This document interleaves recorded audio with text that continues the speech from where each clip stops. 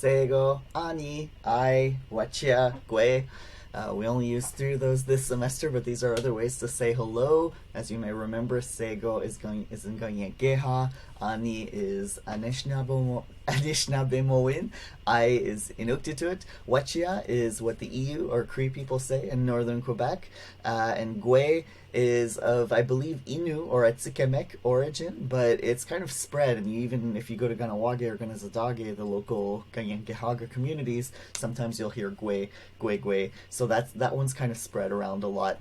So we're going to end the semester by talking about Indigenous education. I mean, there are a lot of possible things we could do, but I figured we'd keep it simple, and I think it's a nice way to end the semester and your students. And a lot of you in your journals throughout the semester have said again and again that you were angry that you weren't educated about these matters earlier in your school career, and that this is disappointing and that you felt that this needs to change. So I felt that was a nice way to end the semester. So let's jump right in. I want to preface the discussion of education by framing it within this kind of broader idea of Indigenous resistance and revitalization. Because, I've tried to balance things this semester where you're exposed to cultural knowledge, but also about some of the negative things that have happened. And I feel that this is a nice approach because when we jump in, and I've done this before, trial and error, right? And in the past, when I've just started focusing on the negative right away, people sometimes they don't really care, right? But if you've learned a little bit about a culture and developed some empathy for people, then sometimes you feel more concerned by what's happened to mess up their lives. So you've gotten that, and so a lot of you have said, more education is needed in different ways. Education, as we all know, doesn't not just happen in schools. So part of that, what's important to me is that when we do that education, again, we don't just focus on the negative things. I mean, it's important, obviously.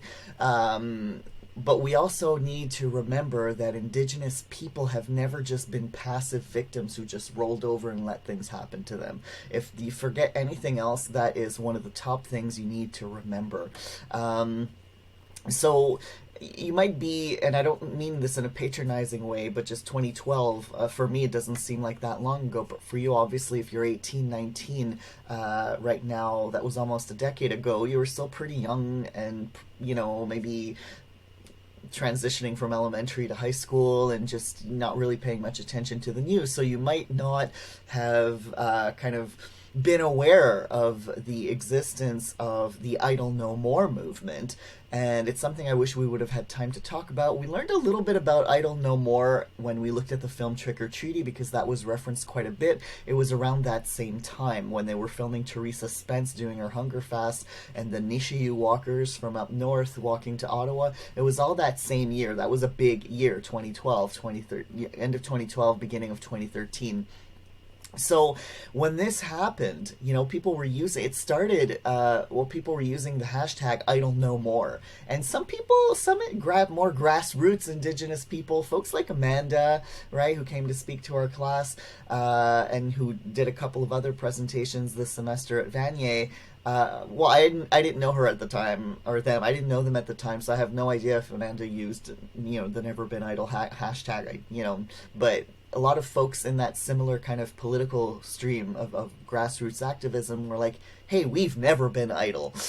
So to say idle no more implies that people were idle for too long and need to stop being idle. And they were like, well, we've never been idle. And it's true. And resistance and revitalization have always been present in many forms, okay? So historically, even as far back as, early contact, obviously, we've learned already that there were some friendly contacts, some cooperative contacts, trade, allyship, things like that. And then once the kind of colonial powers started to try to impose certain things, there was always resistance, which is why, for example, we talked about residential schools. One thing we didn't talk about is that way back in the 1600s, before Canada was a country, on the East Coast, the Jesuit missionaries tried. They tried this strategy, like get these Indigenous kids into our schools, and we're gonna quote unquote civilize them, teach them to be good Catholics, and so on and so forth. And Indigenous people didn't go for it, right? And so then later on, so the Indian Act was imposed, and there were things that people were physically forced to do, but there were a bunch of ways that First Nations people in particular, targeted by the Indian Act, could kind of disregard the rules sometimes, just by kind of, sometimes there's been this tradition of like going, okay, yeah, all right, pretending to agree, and then the minute the person is gone, just people would continue doing their own thing, like continuing to speak their languages, continuing their cultural practices. Sometimes this would involve the manipulation of white ethnocentric assumptions, and this still happens. I mean, you'll have white people going into communities and managerial position or in government positions, and they'll say things, and because they don't understand the local codes of communication, for example, where people may have learned the dominant languages of English or French, and they can say the words, but sometimes they'll have their own meaning to them that they understand amongst themselves, but that the person who's not part of that culture just will assume that they're saying one thing when they're saying something else. So, and this is true around the world. People in all social positions where you're kind of people are trying to subordinate you in some way, where people will kind of manipulate the false understanding of the people that are trying to control them. So that's been kind of one of the ways that people have resisted, in addition to overt resistance, right? Even appropriating tools from the Western world to their own ends.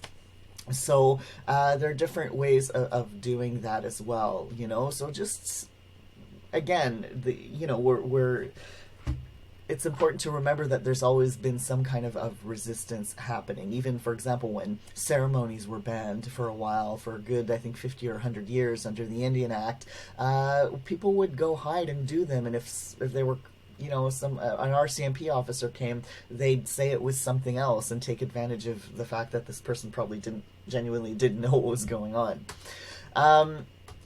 So today, Indigenous resistance and revitalization continue. And by the way, I put them together. Revitalization is when people try to kind of bring back older ways of doing things. And again, humans are human and things change, but revitalization doesn't mean necessarily being a purist. For some people, it's that. In any movement in the world where there's revitalization, whether it's religious or language, some people are purists and want to kind of eliminate all outside interference. Other people accept that change happens. It would have happened anyway, with or without interference, because things change. And so revitalization isn't always necessarily trying to go back to some pure way of being. It can be acknowledging that there's been some influence, but to kind of bring back those core values. So locally, for example, what that looks like in some Ganyankehaga and other Haudenosaunee communities is bringing back, or maintaining, because they'll maintain it, never went away, the longhouse tradition of political governance, rather than the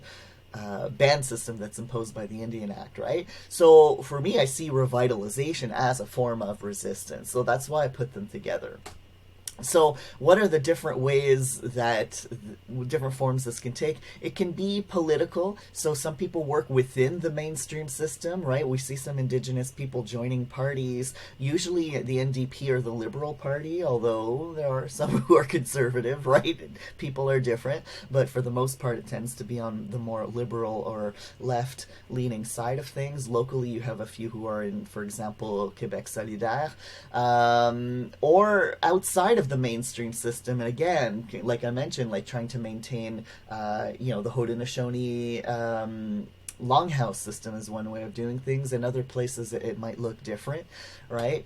Lobbying the government. So again, well, I guess that kind of goes under that first bullet point, but even people who aren't super involved politically sometimes will lobby the existing government for things. There's grassroots resistance, so people who are just kind of completely ignoring that political system and doing their thing and protecting their land.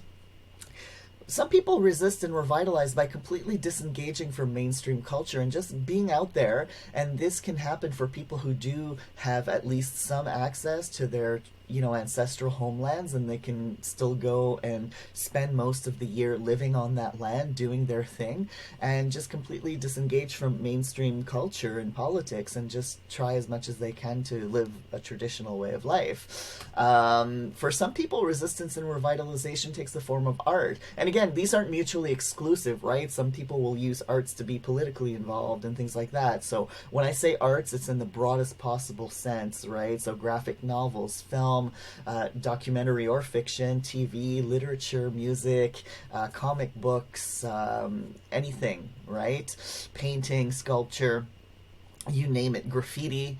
So that's one mode of resistance and revitalization. And again, that's not unique to Indigenous people. That's kind of across the board. That's art I think is involved in all resistance movements, and it's very powerful.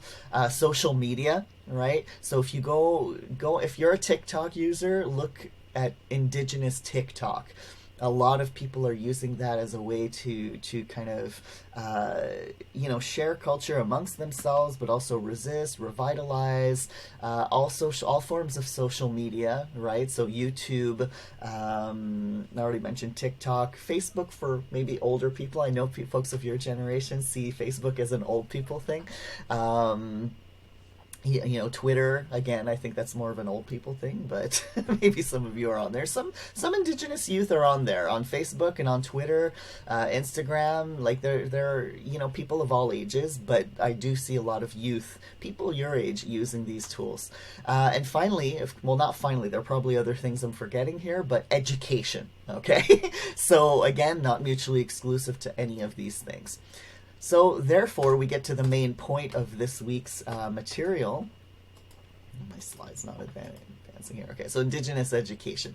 So a lot of Indigenous people, like this could be a whole course in and of itself because it's so complex, and I've been working on this for years in addition to teaching and trying to implement principles of Indigenous education in my teaching, as we've talked about all semester.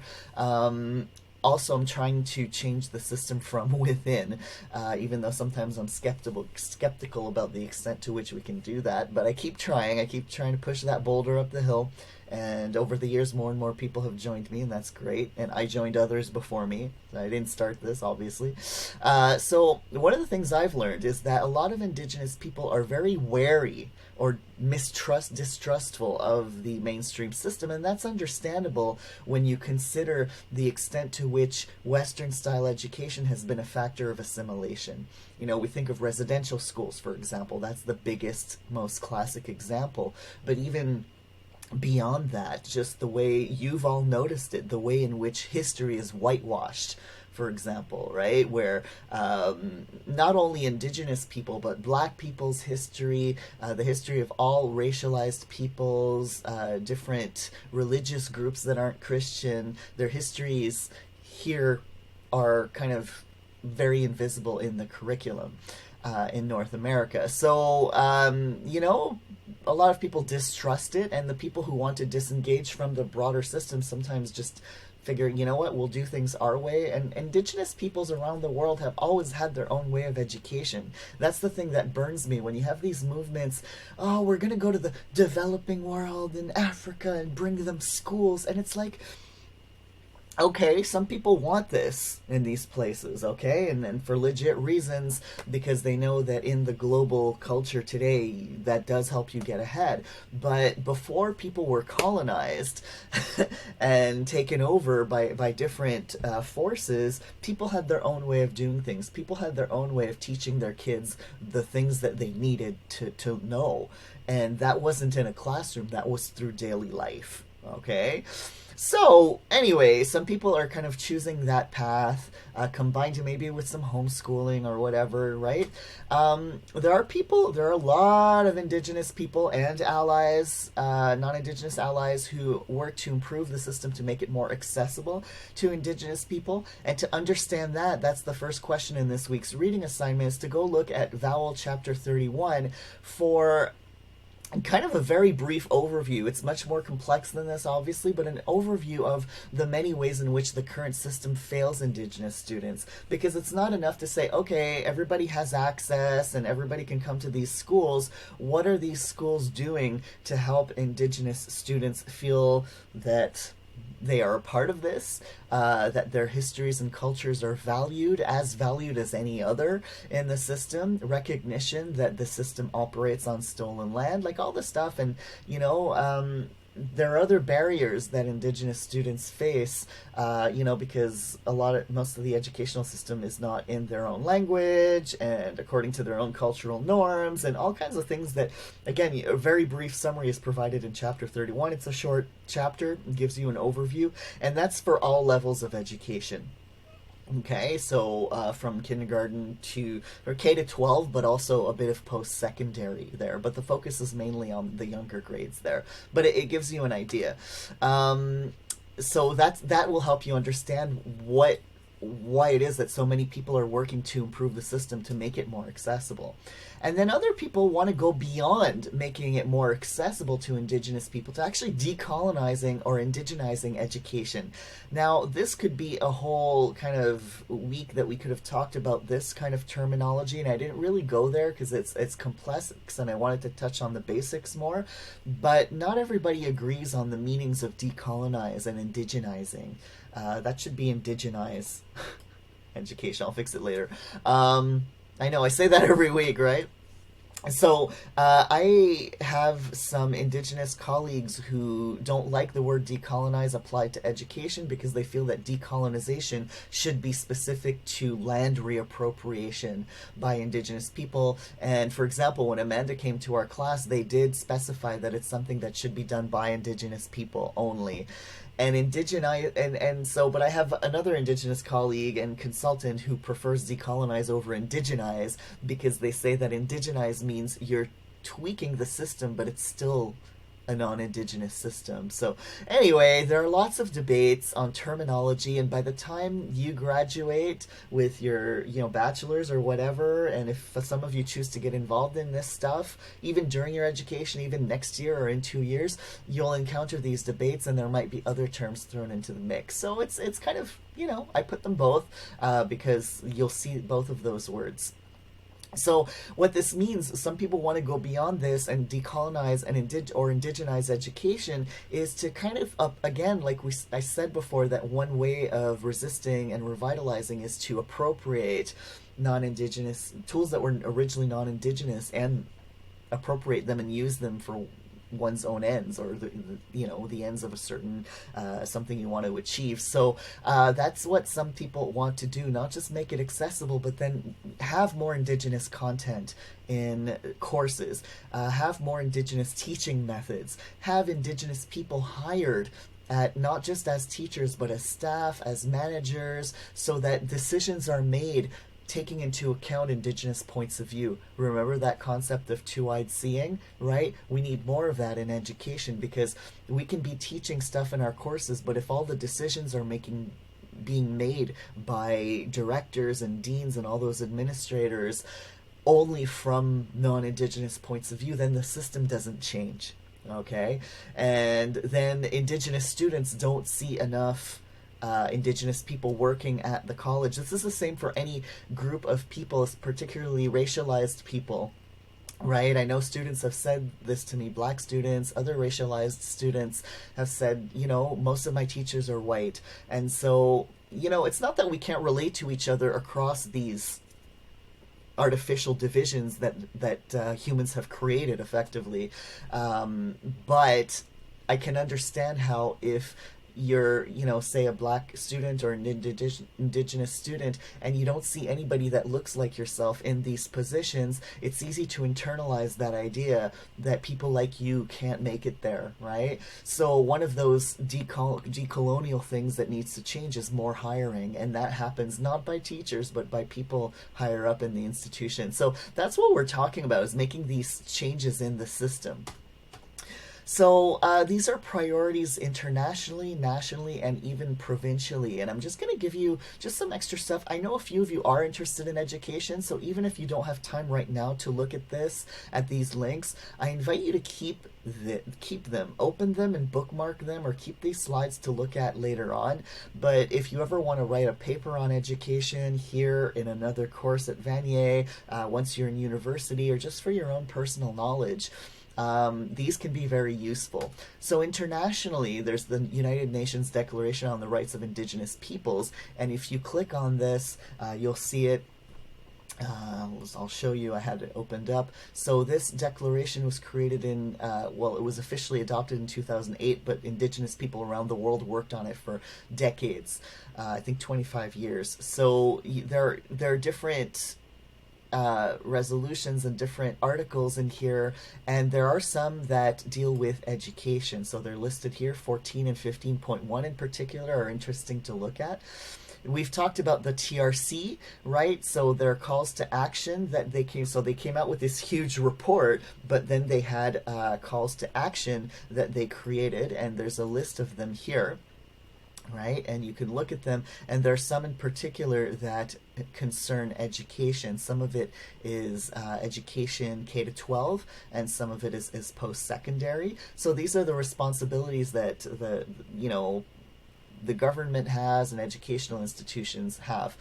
And one even more recent one, so we often refer to it as the Commission Vient, but just in 2018, they had there's this long title here, Public Inquiry Commission on Relations Between Indigenous Peoples and Certain Public Services in Quebec. All right, and this, there's the English version that's linked to here, but if you get to this page and you want to look at it in French, you just click French, and you can just look at the report, and in French, I guess, it would be le rapport. So there you go.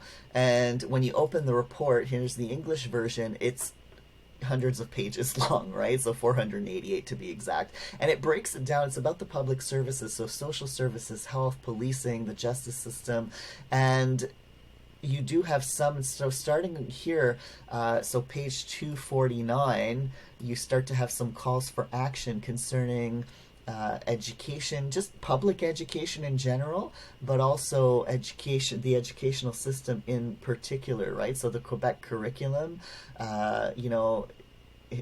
introduce concepts related to Indigenous history and culture as early as possible in the school curriculum. And then here they refer to professional programs. So even though this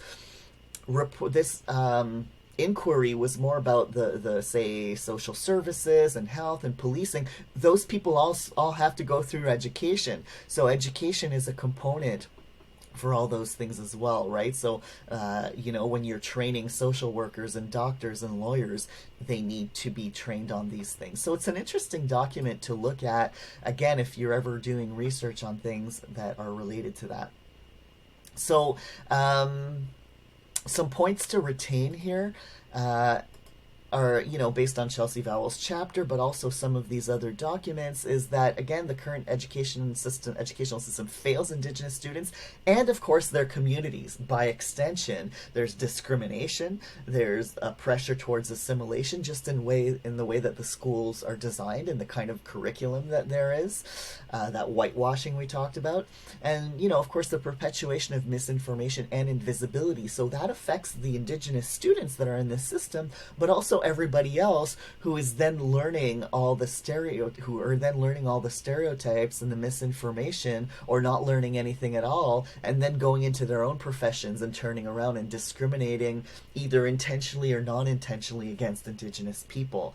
So it's an ongoing cycle, and there's a responsibility to redress this failure. And by the way, some of these slides are from things I've presented to my own bosses, because for years I've been part of a group of people at Vanier and across the CJEP network that has been trying to change this, and a lot of that explains the bags under my eyes, because a lot of it has been volunteer work, but somebody has to do it. So some of us have taken it upon ourselves, and we've been reminding our the deans, the directors, all these people that make decisions about their responsibilities to redress this failure. And so removing barriers to Indigenous access, incorporating Indigenous knowledges, languages, histories, achievements, pedagogies, all this stuff. The necessity to collaborate with local communities. So, for example, at Vanier, we often collaborate with and take guidance from people in the local Ganyekehaga communities. We work closely with them, but also the urban Indigenous community, which, as I've said, has people from all over the place. And of course, our colleagues as well, some of your other teachers, sometimes you might have courses where they have good intentions, but they don't know what they don't know. And after this course, some of you are also taking Alison Jones's course. Some of you have taken other Indigenous courses with Alan Wong or Pam Berlow or Isabelle Béliveau or Cheryl Donison. And, if you want to take more and you want to know what to look for next fall, please let me know. I can guide you. If you're in social science and you need to take IP in the fall, my theme is Indigenous peoples. So anyway, at that point, after you've taken one or two of these courses, you probably know more than a lot of your teachers know. And so we're also trying to train our colleagues. It's a lot of work, but it's a responsibility that we have as members of an institution that has collaborated in colonization and assimilation. So there's also something that, before we get to that exciting thing with the FPP SE, there's the CICAN Indigenous Education Protocol, which, again, those of you who are interested in education, especially at the college level, I encourage you to look at this. And Vanier College signed this document in 2017. We pushed them, and they did, and we get to remind them periodically that they have to do things because they signed this. Yay! And it has 7 guiding principles, and this, I'll take you there. There's a link, but I'll show you. This document was created by an Indigenous committee that is part of a bigger group called Colleges and Institutes Canada, and CICAN for short. And what CICAN does is that they have conferences and information shared between community colleges elsewhere in Canada and the CJEP network here in Quebec. So this Indigenous Education Protocol has these 7 principles here, and I invite you to look at them if you have any interest in education. And it covers what I've talked about already and more. All right, and if you click on each one, it gives examples of things that you can do, that institutions can do to work towards those principles. So it's very interesting. So we're still working on implementing it here. Okay, so all that said, what's really important in all of this is that these movements always have to be Indigenous led. Those of us working on this who are non-Indigenous always have to take our guidance and our cues from Indigenous people. We have to follow their leadership in this, all right? So nothing about us without us kind of thing. And some of you ask me sometimes, Jackie, but aren't you First Nations? And again, I do have some lineage, but thanks to the Indian Act, I have an ancestress who married a white guy, Francophone, and none of us have had status for a few generations now. So I didn't grow up in that culture. I don't claim that identity. I do honor it among all my ancestors. So to me, it's as valuable as my French and Irish and Scottish ancestors are, but I don't claim an identity that's not mine because I haven't lived with the racial discrimination that comes with being visibly First Nations. So I'm just putting that out there. I do classify myself as a settler ally in all of this. And the word ally can be problematic, but it's a shortcut here. Allying is a verb. It's not an identity that we can appropriate for ourselves either, but that's a whole other discussion. So one super interesting project that I wanted to highlight and elevate, because it's an Indigenous-led project is the First People's Post-Secondary Storytelling Exchange. It's a local initiative led by Indigenous people, some of them who I know and work with, who are working and studying in the CEGEP system. So Dawson in particular, so some teachers and students at Dawson, I believe, initiated this in partnership with some folks in Ganawage, as well as some folks up in some Nunavik communities. And now you know where Nunavik is because you read about it last week. And so I'll just go ahead and show you the website. So there are a few links provided to this same website in your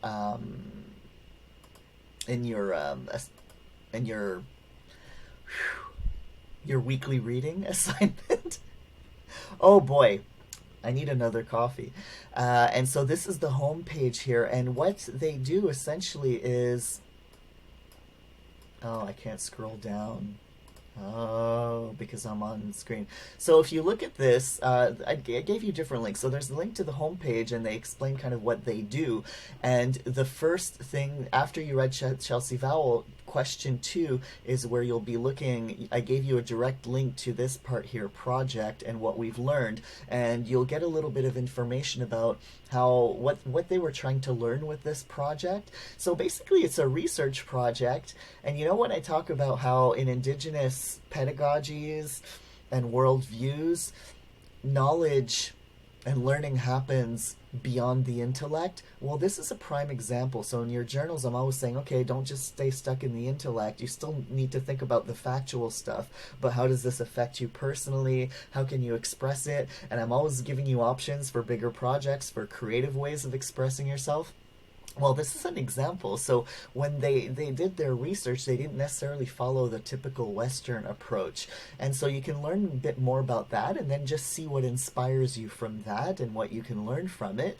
And then the third question in this week's reading assignment is you were given 3 links. One of them is some short films created by some of the older members of this project. And then 2 of the links our voices and Inuit voices are by students, short films by students.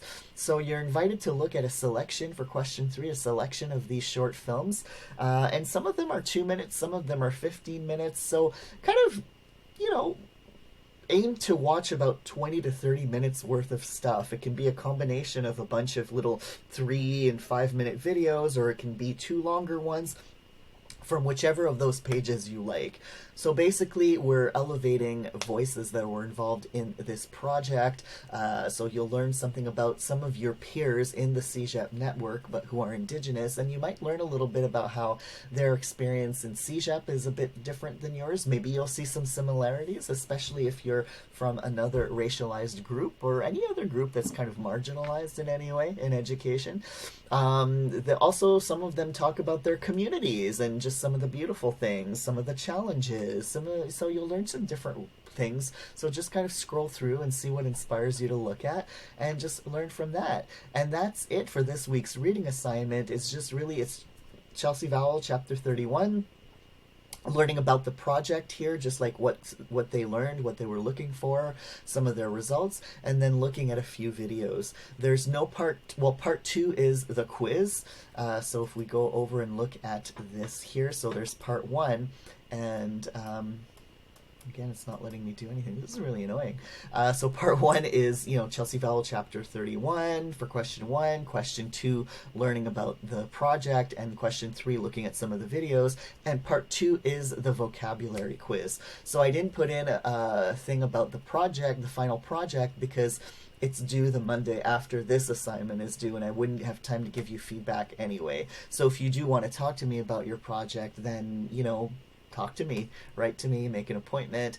The vocabulary quiz is a bit longer. It's 10 questions instead of the usual 4 or 5, but it's all questions you've seen before, and those quizzes are kind of quick, right? You just kind of pick your answer, they're multiple choice, and then those weekly quizzes and some of the questions that keep repeating, they're not just for the sake of the weekly quiz. Remember, like, I'm really anal about things like capitalizing Indigenous, not using First Nations and Indigenous interchangeably, being specific. So if you're talking about something that's happening in Ganawage, you're talking about the Gayenkehaga, and using Gayenkehaga and not Mohawk, even though you might see some Gayenkehaga people use Mohawk. As a non-Gayenkehaga person, it's respectful to use the proper term. Things like that. So that last quiz is kind of rounding up a whole bunch of things that you should be applying in your final project. So see it as a reminder. So that's it for this week, and I hope to see some of you at our last Zoom discussion. And as usual, if you have any questions, just let me know.